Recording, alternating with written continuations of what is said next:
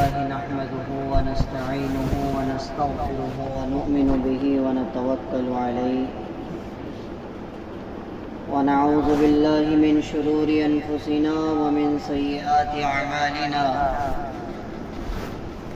من يهده الله فلا مضل له ومن يضلله فلا هادي له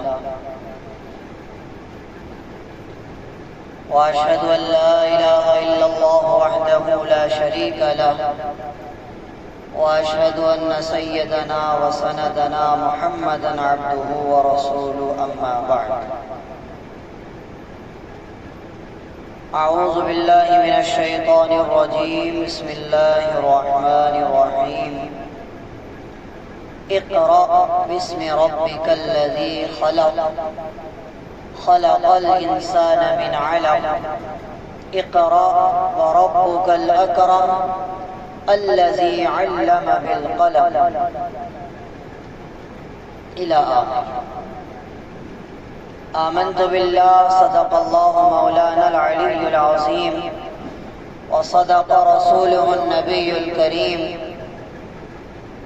ونحن على ذلك لمن الشاهدين والشاكرين والحمد لله رب العالمين.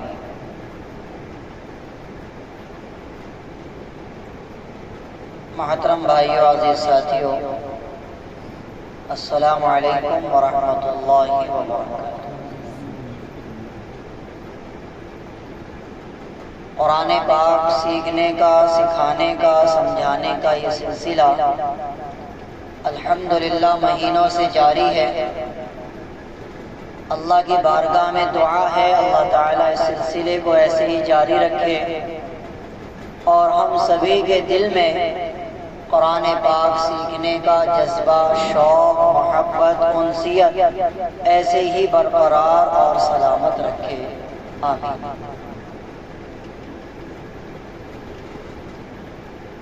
خوشی ہوتی ہے یہ بات دیکھ کر کہ آپ حضرات کو ماشاءاللہ قرآن پاک سیکھنے کا جذبہ ہے، محبت ہے، اچھی بات ہے، بہت ہونی بھی چاہیے۔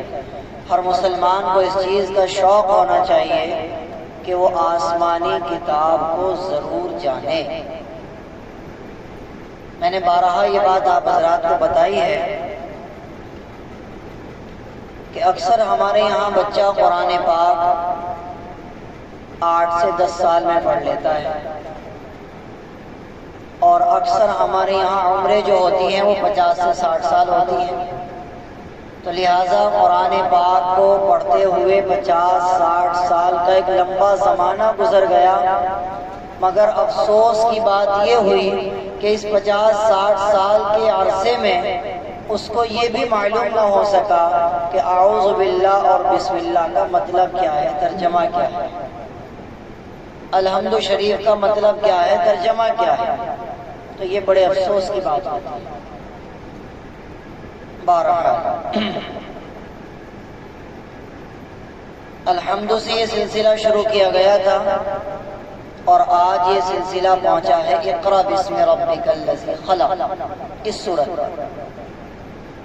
سورت کا نام ہے سورہ علق، جو اسی سورت کے اس جملے سے لیا گیا جو اسی سورت میں آگے آئے گا، خلق الانسان من علق۔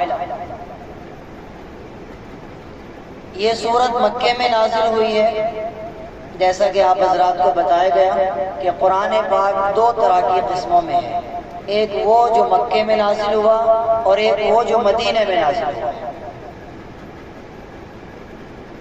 تو یہ سورت مکے میں نازل ہوئی، اور آپ حضرات کو یہ بات شاید بخوبی معلوم ہو اور یاد ہوگی کہ اللہ کے رسول صلی اللہ علیہ وسلم پر سب سے پہلے قرآن پاک کی جو سورت نازل ہوئی، آیتیں نازل ہوئی، وہ اقرأ باسمی کی پہلی 5 آیتیں تھی۔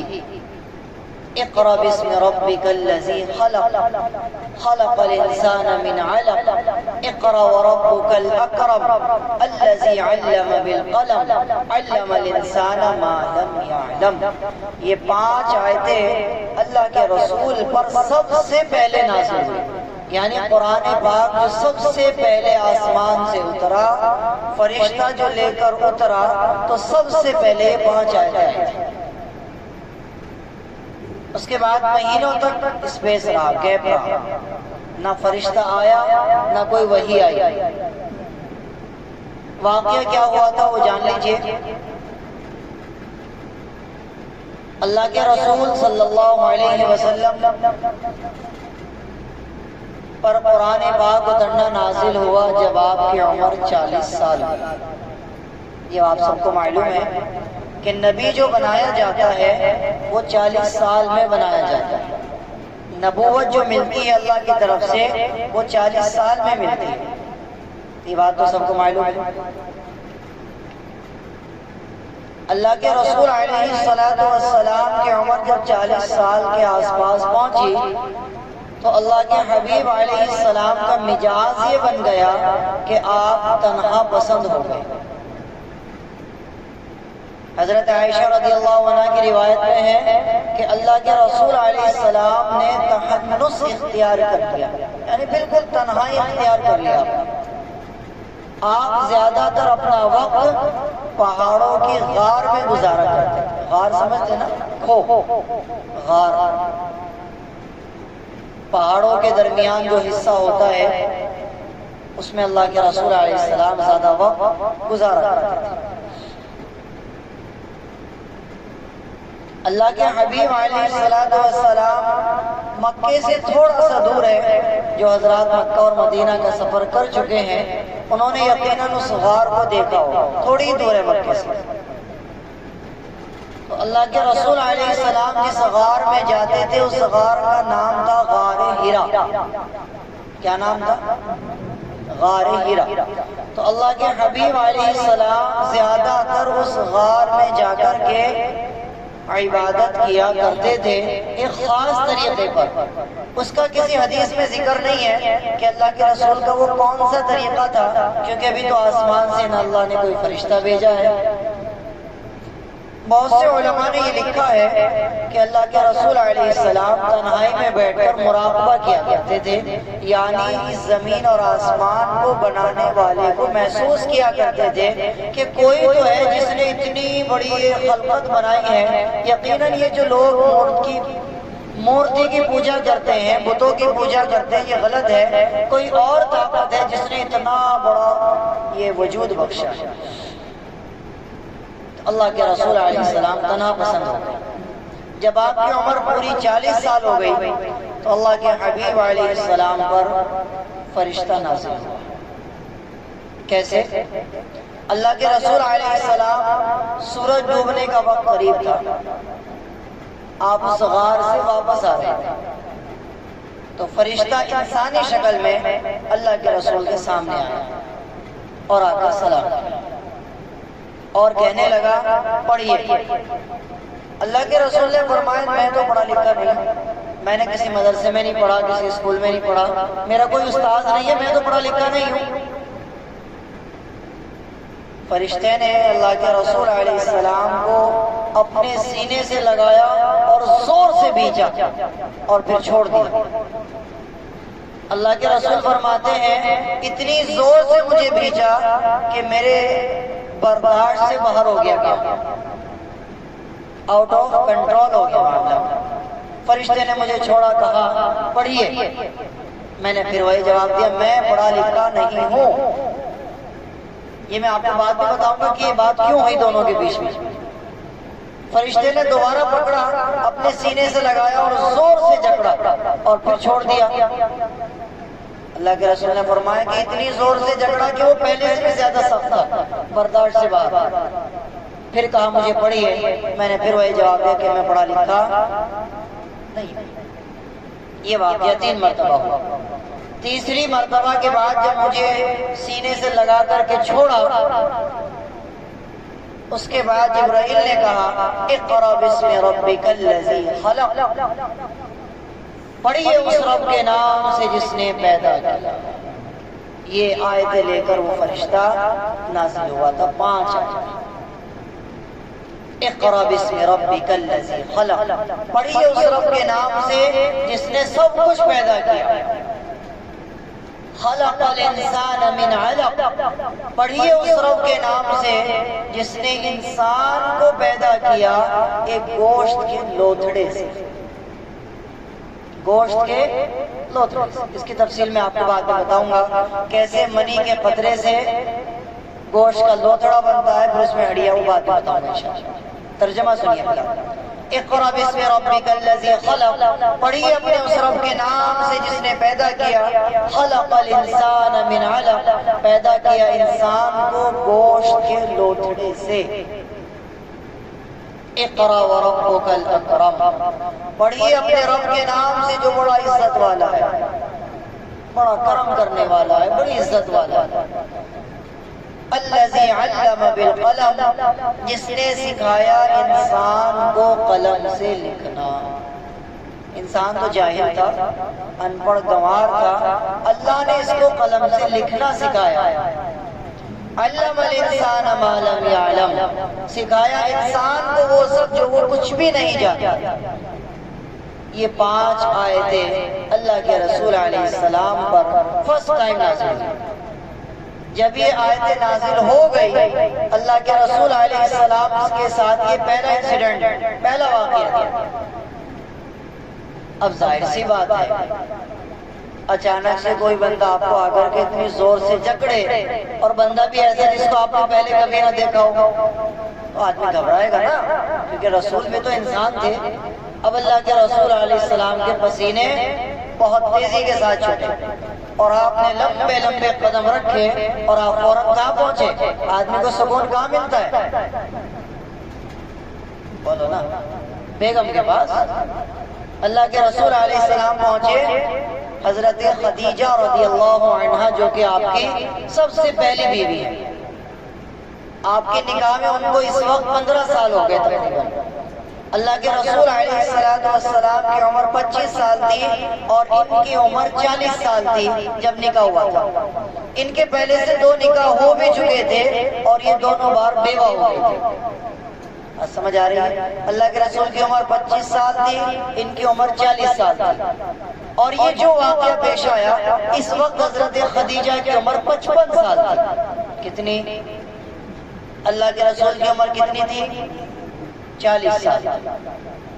آ کر کے اللہ کے رسول علیہ السلام لمبے لمبے قدموں کے ساتھ آئے، آپ پسینے میں شرابور ہیں، پورے پسینے میں ڈوبے ہوئے ہیں، اور آ کر کے آپ کی زبان پر ایک ہی جملہ ہے، زملونی زملونی یا خدیجہ زملونی، مجھے کچھ اڑاؤ، مجھے کچھ اڑاؤ، مجھے کچھ اڑاؤ خدیجہ۔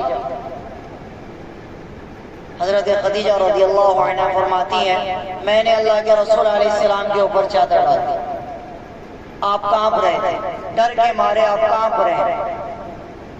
حضرت خدیجہ رضی اللہ عنہ فرماتی ہیں کہ اللہ کے رسول نے مجھے پورا واقعہ بیان کیا کہ میرے سامنے ایک بندہ ایسے آیا، اور اس نے مجھے کہا پڑھیے، اس نے مجھے بھیجا، پھر اس نے میرے اوپر یہ 5 آیتیں اس طریقے سے اتاری، اور مجھے نہیں پتا وہ کون تھا۔ اللہ کے رسول علیہ السلام نے فرمایا، خدیجہ مجھے اپنی جان کا بڑا خطرہ لگ رہا ہے، اپنی جان کا بڑا ڈر لگ رہا ہے۔ حضرت خدیجہ کے الفاظ سنیے بابا۔ حضرت خدیجہ رضی اللہ عنہا نے جواب دیا، آپ بالکل مت گھبرائیے، آپ کے ساتھ کوئی بھی غلط کام نہیں ہوگا، کیونکہ آپ لوگوں کے ساتھ احسان کرتے ہیں، آپ جھوٹ نہیں بولتے ہیں، آپ امانت میں خیانت نہیں کرتے ہیں، آپ لوگوں کی مدد کرتے ہیں، آپ کمزوروں کی مدد کرتے ہیں، آپ کے ساتھ کچھ بھی برا نہیں ہوگا۔ کیا نہیں ہوگا؟ برا نہیں۔ اب اللہ کے رسول علیہ السلام کی زوجہ محترمہ حضرت خدیجہ رضی اللہ عنہا نے دیکھا کہ اللہ کے رسول کچھ نارمل ہو گئے، آپ نے فرمایا چلو میں آپ کو کہیں لے چلتے ہیں۔ حضرت خدیجہ رضی اللہ عنہا کے چچا زاد بھائی تھے، چچا کے لڑکے، ان کا نام تھا ورقہ بن نوفل۔ کیا نام تھا؟ ورقہ بن نوفل۔ وہ عیسائی تھے، عیسائیوں کے بڑے عالم تھے۔ سمجھ آ رہی؟ ان کی عمر اس وقت 100 سال سے بھی زیادہ تھی تقریباً۔ وہ وہاں پر لے گئی اللہ کے رسول علیہ السلام کو، اور جا کر کے پورا قصہ سنایا کہ دیکھو یہ میرے شوہر کو کیا ہوا۔ ورقہ بن نوفل انجیل کے بڑے عالم تھے۔ انجیل کون ہے؟ کس چیز کا نام ہے انجیل؟ آسمانی کتاب کا نام انجیل ہے. ماشاءاللہ یاد ہے آپ حضرات. حضرت عیسیٰ علیہ السلام پر نازل ہونے والی جو کتاب ہے انجیل ہے اس کا نام. 4 کتابیں آئیں آسمان سے، توریت، زبور، انجیل، قرآن. توریت کس پر آئی؟ موسیٰ علیہ السلام. بول دیا کرو تھوڑا سا، مجھے نہ لگے آپ سو رہے ہیں. توریت کس پر آئی؟ موسیٰ. انجیل کس پر آئی؟ عیسیٰ پر. اور زبور کس پر آئی؟ حضرت داؤد علیہ السلام پر. اور قرآن پاک محمد رسول اللہ پر نازل ہوا ہے. یہ 4 لاء ہیں، 4 قانون ہیں جو آسمان سے اترے ہیں. اس کے علاوہ اور بھی بہت ساری کتابیں آئی ہیں، لیکن وہ چھوٹے چھوٹے کتابچے تھے، پوری وہ قانون اور شریعت نہیں تھی. یاد رکھیں حضرت ابراہیم علیہ السلام پر تقریباً 100 صحیفے نازل ہوئے. حضرت آدم پر بھی نازل ہوئے، حضرت شیش پر نازل ہوئے، حضرت نوح پر بہت سارے نبیوں پر چھوٹے چھوٹے کتابچے نازل ہوئے ہیں، جن میں پورا ایک لا نہیں تھا. لا سمجھ رہے نا؟ پورا ایک قانون نہیں تھا. پورا قانون، پوری شریعت جو اتری ہے وہ بس یہ 4 رسولوں پر اتری ہے: موسیٰ، عیسیٰ، داؤد اور محمد رسول اللہ. یاد رہے گی بات انشاءاللہ. تو ورقہ بن نوفل جو تھے وہ عیسائی مذہب کے ایک بڑے عالم تھے اور انجیل کو اپنے ہاتھ سے لکھا کرتے تھے. تو عالم دین تھے. انہوں نے جب یہ پورا واقعہ سنا تو وہ فوراً مہک گئے، یا یوں کہہ لیجیے ہماری دیہاتی زبان میں خوشی سے ایک لہر دوڑ گئی ان کے جسم میں، اور کہنے لگے خدیجہ مبارک ہو، تیرا شوہر نبی بن گیا ہے. اور یہ جس کا ذکر کر رہا ہے یہ وہی فرشتہ ہے جو موسیٰ پر بھی آیا کرتا تھا. یہ وہی فرشتہ ہے جو موسیٰ پر بھی آیا کرتا تھا. اللہ تعالیٰ نے تیرے شوہر کو نبی بنایا اور رسول بنایا ہے، اور یہ فرشتہ آیا تھا اور یہ قرآن لے کر آیا ہے، آسمان سے اللہ کی کتاب لے کر آیا ہے. اور کاش میری اتنی عمر ہو جائے، ورقہ بن نوفل کہتا ہے کاش میری اتنی عمر ہو جائے کہ جب اس کی قوم ان کو ان کے مکہ سے نکال دے، ان کے شہر سے نکال دے گی، کاش میری عمر اتنی رہے اور میں ان کا ڈیفینس کر سکوں، ان کی مدد کر سکوں. اللہ کے رسول چونک گئے اور آپ نے فرمایا میری قوم مجھے مکہ سے نکال دے گی. تو ورقہ بن نوفل نے بتایا کہ مکہ سے نکال ہی نہیں دے گی، بلکہ آپ کے ساتھ وہ حادثات ہوں گے جو آج تک کسی نبی کے ساتھ، کسی رسول کے ساتھ نہیں. بس سمجھ آئی؟ اللہ کے رسول نے جب یہ بات سنی تو آپ کو کافی اطمینان حاصل ہوا، کافی سکون حاصل ہوا، اور آپ نے گہری سانس لی اور اللہ کا شکر ادا کیا کہ اے اللہ آپ نے مجھے اس لائق سمجھا اور مجھے نبی بنا دیا. اس واقعے سے بہت ساری باتیں معلوم ہوتی ہیں. سب سے پہلی بات تو یہ ہے کہ اللہ کے رسول کو اندازہ بھی نہیں تھا کہ میں نبی اور رسول بنوں گا. اگر ہوتا تو آپ اتنے پریشان نہ ہوتے. آپ زملونی مجھے چادر اڑاؤ کے نعرے آپ نہ لگاتے. بات سمجھ آ رہی ہے؟ اور اگر یہ ہوتا تو یقیناً کفار مکہ بھی کہہ سکتے تھے کہ یہ تو سالوں سے تیاری کر رہا تھا. بات سمجھ آئی؟ دوسرا اس واقعے سے معلوم ہوتا ہے کہ نبی اور رسول جو ہوتے ہیں وہ کبھی بھی کسی مدرسے میں یا کسی بھی استاد کے پاس کچھ بھی پڑھے ہوئے نہیں ہوتے. ان کو اللہ کی طرف سے علم دیا جاتا ہے جس کو علم لدنی کہا جاتا ہے. وَعَلَّمْنَاهُ مِن لَّدُنَّا عِلْمًا. بات سمجھ آئی؟ تیسرا اس واقعے سے یہ نصیحت، یہ پوائنٹ ہمیں حاصل ہوتا ہے کہ مذہب اسلام، شریعت اسلام کا جو پہلا جملہ ہے جس سے اسلام کی شروعات ہوئی ہے وہ اقرا ہے. کیا ہے؟ اقرا. اقرا کے معنی کیا ہے؟ پڑھ. کیا معنی اقرا کے؟ پڑھ. اقرا بسم ربک الذی خلق. پڑھ اپنے رب کے نام سے جس نے پیدا کیا. اقرا کے معنی کیا ہے؟ آج سب سے زیادہ پیچھے کون سی قوم ہے پڑھائی میں؟ وہی قوم ہے جس کی شروعات ہی اقرا سے ہوئی، جس کی شروعات ہی پڑھائی سے ہوئی تھی کہ تعلیم حاصل کرنا، علم کو خوب حاصل کرنا، پڑھائی کو خوب جاری رکھنا. اس قوم کی شروعات اقرا سے ہوئی، آج وہ قوم سب سے پیچھے ہے تعلیم، سب سے پیچھے۔ ایک سروے کے مطابق سب سے زیادہ اگر کوئی کمیونٹی بڑی ہوئی ہے یا بڑھ رہی ہے تو وہ جین ہے۔ جین سماج میں سب سے زیادہ ٹاپ لیول آتا ہے پڑھائی کے معاملے میں، سب سے زیادہ پڑھتے ہیں وہ لوگ۔ بات سمجھ آ رہی ہے؟ تو یہ افسوس کی بات ہے یا نہیں ہے، اس پر ہمیں غور کرنا چاہیے یا نہیں کرنا چاہیے؟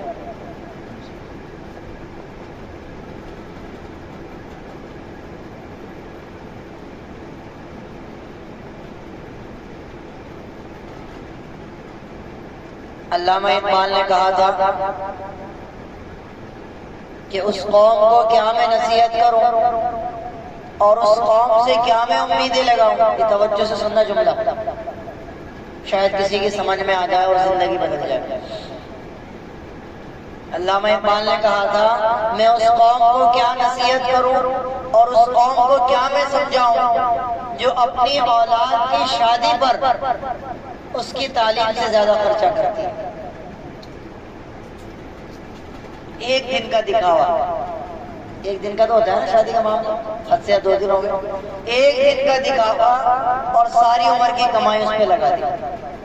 ایک دن کا دکھاوا، اس پر لون لیا جا رہا ہے، اس پر قرض لیا جا رہا ہے، اس پر دنیا بھر کے خرچے کیے جا رہے ہیں۔ ایک دن کے اس کی تعلیم پر خرچ نہیں کرتے۔ آپ اندازہ لگائیں جتنے لوگ یہاں بیٹھے ہوئے ہیں، شادی پر کم سے کم مڈل کلاس آدمی جو سب سے ہلکے درجے کا آدمی ہے وہ بھی کم سے کم 4-5 لاکھ روپے تو خرچ کرتا ہے نا۔ اتنے تو عام سی بات ہے، اتنے تو ہر آدمی کرتا ہی ہے، اوپر یا نیچے تھوڑا بہت۔ اپنی اولاد کی تعلیم پر کون خرچ کر رہا ہے 5 لاکھ روپے؟ مجھے بتائیے، کوئی نہیں خرچ کر رہا۔ اور پھر رونا ہوتے ہیں کہ ہمارے بچوں میں تعلیم نہیں ہے، ہمارے بچوں میں دین نہیں ہے، ہمارے بچوں کے پاس روزگار نہیں ہے، ہمارے بچوں کے پاس بڑی جاب نہیں ہے، ہمارے پاس یہ نہیں ہے، ہمارے پاس وہ نہیں ہے۔ اور تم لوگوں نے اس چیز کی کوشش ہی نہیں کی ہے۔ دکھاوا، لوگوں کو ریا کرنا، اس چیز میں تم الجھ گئے ہمیشہ۔ تو علامہ اقبال کی جب یہ بات میں نے پڑھی تو یقیناً میرا دماغ ہل گیا۔ کمال کی بات حضرت نے کی ہے، کمال کی بات علامہ نے کہی ہے کہ اس قوم کو کیا نصیحت کر دوں میں، کیا نصیحت اثر کر جائے گی اس قوم پر؟ اپنی اولاد کی شادیوں پر اتنا خرچہ اور اپنے اولاد کی تعلیم پر کوئی خرچہ نہیں۔ مدرسوں میں کیا فیسیں دے رہے جی؟ بچے پڑھ رہے ہیں ہمارے، مسجدوں میں کیا فیسیں دے رہے جی؟ 10-10 روپے، 5-5 روپے، 20-20 روپے بس۔ اسکولوں میں دیکھو ماشاءاللہ، وہاں تو کچھ دے بھی دیتے ہیں لوگ دنیاوی تعلیم پر۔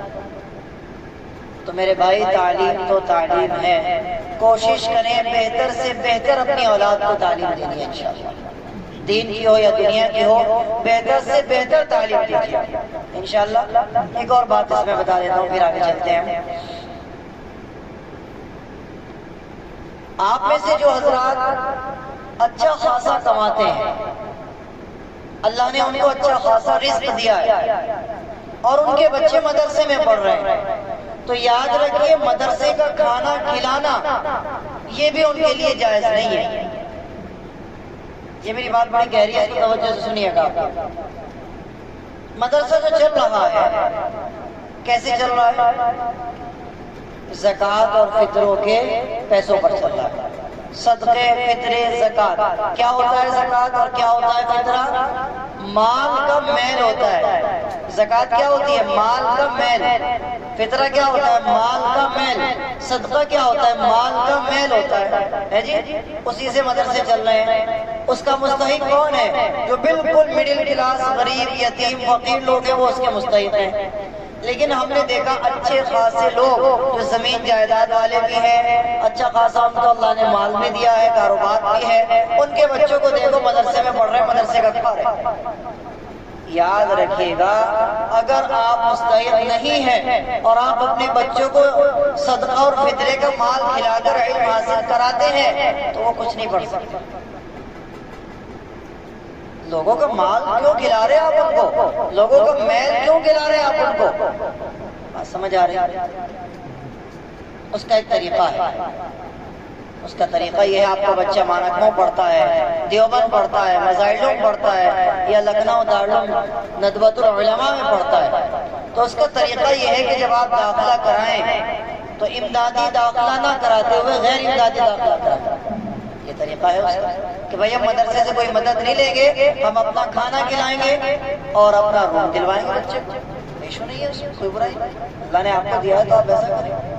بات سمجھ آ رہی ہے؟ اس کی دوسری شکل یہ ہوتی ہے کہ مدرسہ اگر اس کو کھانا دے رہا ہے تو ہم مدرسے کو پیسے دے دیں۔ بہت سے آپ میں سے ہوں گے بھی ایسے ماشاءاللہ، ان کے بچے مدرسے میں پڑھ رہے ہیں تو وہ مہینے میں 500 روپے مہینہ دیتے ہیں کھانے کا۔ بات سمجھ آ رہی ہے؟ تو لہٰذا اس چیز کا خیال رکھیں، اپنی اولاد کو زکوٰۃ، فطرے اور صدقات کے مال نہ کھلائیے۔ ان کو ایسے فطرے اگر آپ کھلائیں گے، ایسے زکوٰۃیں کھلائیں گے تو ظاہر سی بات ہے کہاں سے وہ ذہین بنیں گے اور کہاں سے ان کے اندر علم آئے گا۔ اگر وہ مستحق نہیں ہے تو یقیناً ان کے لیے وبال ہے۔ اگر مستحق ہے پھر تو کوئی برائی نہیں، یتیم مسکین ہے پھر تو کوئی برائی نہیں، پھر تو ہے ہی وہ انہیں کے لیے۔ بات پلے پڑ رہی نا، میں کیا سمجھانے کی کوشش کر رہا ہوں؟ تو اس چیز کا پورا خیال رکھنا ہے میرے بھائی، اپنے بچوں کی تعلیم پر زیادہ سے زیادہ خرچ کیجیے، جتنا زیادہ ہو سکے اپنے اولاد کی تعلیم پر خرچ کیجیے انشاءاللہ۔ دنیا کو آپ مال چھوڑ کر نہ جائیے دنیا میں اپنی اولاد کے لیے، اپنی اولاد کے لیے دنیا میں مال چھوڑ کر نہ جائیے، بلکہ آپ دنیا کے لیے ایک بہترین اولاد چھوڑ کر جائیے۔ الفاظوں میں غور کیا؟ بہترین اولاد چھوڑ کے جائیے، بہترین تربیت کیجیے، بہتر سے بہتر جگہ اس کو تعلیم دلوائیے۔ آپ دارالعلوم میں دلوائیے، مزائلوم میں دلوائیے، لکھنؤ میں دلوائیے، یا پھر آپ مصر میں دلوائیے، یا پھر آپ مدینہ یونیورسٹی میں اس کو پڑھائیے۔ ایسے شوق رکھیے آپ۔ ہمارے ذہن میں تو شوق بڑے عجیب و غریب ہوتے ہیں کہ تیری شادی میں میں یہ ایسے ایسے کام کروں گا، تیری شادی ہم اتنے ٹھاٹ باٹ سے کریں گے۔ یہ شوق ہوتے ہیں ہمارے باپوں کے ذہن میں آج کل۔ یہ شوق نہ رکھیے، یہ شوق رکھے بیٹا میں تجھے مدینے میں پڑھاؤں گا، تو ٹینشن مت لینا، ہم تجھے وہاں پڑھائیں گے، اللہ نے ہمیں رزق دیا۔ بات سمجھ آ رہی ہے؟ ہم تجھے دارالعلوم میں پڑھائیں گے، ہم تجھے لکھنؤ میں پڑھائیں گے، ہم تجھے مصر میں پڑھائیں گے۔ ایسی آپ اس کو امیدیں دلائیے نا۔ کیا خیال ہے؟ جتنا زیادہ ہو سکے اولاد کی تعلیم پر خرچ کیجئے مال، کیونکہ جو مال آپ نے اکٹھا کیا اور آپ نے اولاد کو تعلیم نہیں دی اور آپ دنیا چھوڑ کر چلے گئے، وہ مال سارا کا سارا اس پہ آ گیا، عیاشی کرے گا اور کیا کرے گا۔ مال مفت تو دل بے رحم، مفت کے مال پہ تو دل بے رحم ہوتا ہے انسان، کیا کرے گا، اڑا دے گا سر۔ اللہ ماشاءاللہ کوئی ایسا ہوتا ہے جو باپ کے مال کو اور آگے بڑھاتا ہے، ورنہ عیاشی کرتے ہیں۔ اگر آپ نے اپنے ساری جائیداد تعلیم پر خرچ کر دی ہے، بہتر سے بہتر اس کو تعلیم دلوائی ہے، تو انشاءاللہ تعالیٰ آپ کے لیے ذریعہ نجات بنے گا، ایصال ثواب کا ذریعہ بنے گا۔ کیا خیال ہے؟ انشاءاللہ تو یہ 5 آیتیں دوبارہ ترجمہ ایک مرتبہ سن لیجئے۔ اقرأ باسم ربک الذی خلق، پڑھ اس رب کے نام سے جس نے پیدا کیا۔ خلق الانسان من علق، پیدا کیا انسان کو گوشت کے لوتھڑے سے۔ جب بچے کا اللہ تعالیٰ پیدا کرنے کا ایک پروسیسر بناتے ہیں تو قرآن پاک پارہ نمبر 18 میں لکھا ہے ثم خلقنا النطفة علقة، سب سے پہلے منی کا جو قطرہ ہوتا ہے، ایک قطرہ جاتا ہے بچے دانی، پوری منی جتنی بھی ہوتی ہے وہ ساری بچے دانی میں نہیں جاتی، ایک قطرہ جاتا ہے، اور ایک قطرے میں سے آپ یہ کہہ لیجئے کہ ہماری منی جو نکلتی ہے اس کے اندر اربوں کھربوں کی تعداد میں بیکٹیریاز ہوتے ہیں جن کو جراثیم کہتے ہیں، اسپرم ان کو کہتے ہیں۔ جب منی نکلی ہے تو سارے کے سارے جو جراثیم ہوتے ہیں وہ دوڑتے ہیں، تیز رفتار کے ساتھ دوڑتے ہیں، بہت تیزی کے ساتھ، تو دوڑتے ہوئے کچھ وہیں گر جاتے ہیں، کچھ آگے گرتے ہیں، کچھ اور اس سے آگے گرتے ہیں۔ صرف ایک ہوتا ہے جرثومہ جراثیم جو بچے دانی کے انڈے تک پہنچتا ہے، اور وہ آپ اور میں، جو وہاں تک پہنچ گیا وہی بچہ بنے گا۔ باقی سب کے سب جتنے بھی جراثیم ہوتے ہیں وہ سب پیشاب کے ذریعے باہر آ جاتے ہیں۔ بات سمجھ آ رہی ہے؟ تو ایک کیٹانو جو ہوتا ہے وہ بچے دانی تک پہنچتا ہے، انڈے سے جا کر کے وہ ملتا ہے، اور پھر اللہ تعالیٰ کا یہ نظام دیکھیے کہ 40 دن تک وہ ایسے کے ایسے ہی بچے دانے میں پڑا رہتا ہے۔ نطفہ جو ہوتا ہے، نطفہ کہتے ہیں اس کو عربی زبان میں، منی کا جو قطرہ ہے وہ 40 دن تک ایسے ہی پڑا رہتا ہے۔ اس کے بعد اللہ کا نظام یہ دیکھیے، عورت کو خون آنا بند ہو جاتا ہے، جو ہر مہینے ایک منتھلی سرکل ہوتا ہے وہ آنا بند ہو جاتا ہے، اور سارا کا سارا خون 4 مہینے تک اسٹور ہو رہا ہے، بچے دانی میں اسٹور ہو رہا ہے، بھر رہی ہے۔ اس کے بعد وہ خون پڑا رہتا ہے، وہ جم جاتا ہے، گوشت ایک لوتھڑے کی شکل اختیار کر لیتا ہے اللہ کے حکم سے۔ فرشتے سب کام کر رہے ہیں اس پر بیٹھے ہوئے، ماں سو رہی ہے، فرشتے کام کر رہے ہیں، تو پھر وہ گوشت ایک لوتھڑا تیار ہو جاتا ہے، جم جاتا ہے گوشت، خون جو ہے وہ جم جاتا ہے، گوشت ایک لوتھڑی کی شکل اختیار کر لیتا ہے۔ پھر اللہ تعالیٰ 4 مہینے کے بعد اس کے اندر جان ڈالتے ہیں۔ کیا ڈالتے ہیں؟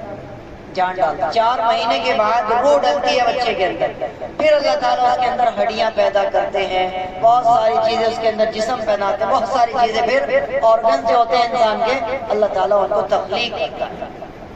بات سمجھ آ رہی ہے؟ اب ایک مسئلہ سن لیجیے آپ۔ بہت سی مرتبہ ایسا ہوتا ہے کہ بچہ ابھی چھوٹا ہے، دودھ پی رہا ہے، اور دوسرا بچہ ٹھہر گیا، اکثر ایسا ہو جاتا ہے، تو لوگ معلوم کرتے ہیں کہ جی مولانا ہم تو بچہ بھی چاہتے نہیں، کیا کریں؟ بات سمجھ آ رہی ہے؟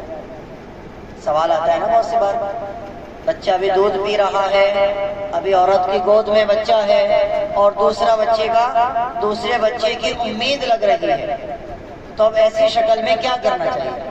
علماء نے لکھا ہے کہ یا تو کوشش کریں کہ پہلے سے آپ اس کا انتظام کرتے ہیں، لیکن اگر ایسی بھول ہو گئی ہے تو 4 مہینے سے پہلے آپ دوا استعمال کرا سکتے ہیں، اس کی اجازت ہے، کیونکہ ابھی اس میں روح نہیں پڑی ہے۔ بات سمجھ آ رہی ہے؟ باقاعدہ کسی عالم دین سے اور مفتی سے مسئلہ بتا کر کے، سوال کر کے ان سے جواب لیجئے، اس کے بعد آپ دوا استعمال کرا سکتے ہیں۔ اس میں کچھ شرطوں کے ساتھ علماء نے گنجائش دی ہے، پوری بات یاد رکھیے گا، سیدھی سیدھی الٹی نہیں۔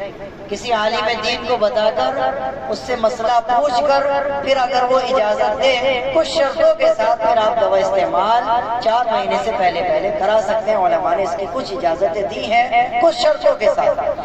بات سمجھ میں آ گئی؟ تو یہ اللہ تعالیٰ نے فرمایا خلق الانسان من علق۔ ابھی بھی کوئی سوال ہو تو آپ بعد میں معلوم کر سکتے ہیں۔